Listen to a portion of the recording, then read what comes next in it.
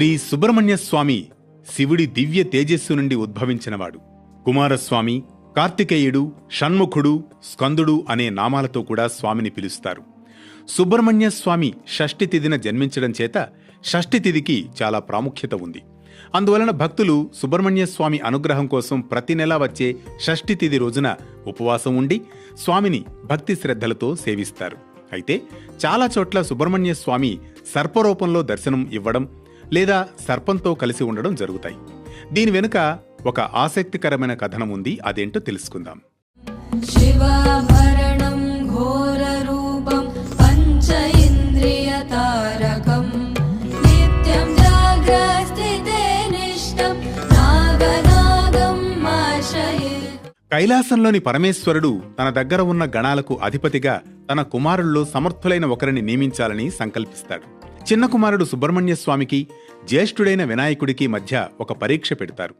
ఎవరైతే ముల్లోకాల్లో ఉన్న నదుల్లో స్నానం చేసి మొదటగా తన దగ్గరకు ఎవరైతే వస్తారో వారికే గణాధిపత్యం ఇస్తానని చెబుతాడు. ఈ పరీక్షలో వినాయకుడే గెలుస్తాడు. ఈ గణాధిపత్య విషయంలో అలిగి శ్రీశైలం ప్రాంతానికి వెళ్లాడట సుబ్రహ్మణ్య స్వామి. అక్కడ ఆదిశేషువు మనవరాలైన వల్లిని చూసి ఆమెను వివాహం చేసుకోవాలని అనుకుంటాడు సుబ్రహ్మణ్యేశ్వరుడు. అయితే సర్పరూపంలో ఉన్నాను కనుక తన భర్త కూడా సర్పరూపంలో ఉండాలని ఆమె కోరుకోగా ఆమె కోరిక మేరకు శ్రీ సుబ్రహ్మణ్య స్వామి కూడా సర్పరూపం ధరించినట్లు ఒక పురాణ కథనం. మరో కథనం ప్రకారం సనక సనందాదులు ఒకసారి కైలాసానికి నగ్నంగా వచ్చారట. నగ్నంగా ఉన్నారని చూసి సుబ్రహ్మణ్య స్వామి నవ్వడంతో పార్వతీదేవి సుబ్రహ్మణ్య స్వామిని మందలించారట. తల్లి మందలించిన తర్వాత సుబ్రహ్మణ్య స్వామి మోపిదేవి ప్రాంతానికి వెళ్లి అక్కడ సర్పరూపంలో తపస్సు చేశారని మరో పురాణం కూడా వ్యాప్తిలో ఉంది. సుబ్రహ్మణ్య స్వామి చక్రాధిష్టాన స్వరూపం.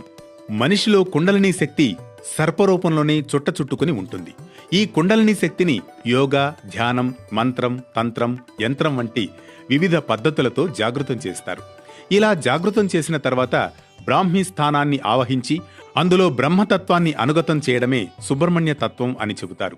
ఇంకా అర్థమయ్యేలా చెప్పాలంటే సుబ్రహ్మణ్య తత్వం మనిషిలో కుండలిని శక్తిని జాగృతం చేసి బ్రహ్మతత్వం అర్థమయ్యేలా చేయడమే. మనిషిలో బ్రహ్మజ్ఞానాన్ని మేల్కొలపడమే సుబ్రహ్మణ్య స్వామి సర్పరూపంలో ఉండడం వెనుక పరమార్థం. మరో అంశంతో పరమార్థంలో మళ్ళీ కలుద్దాం.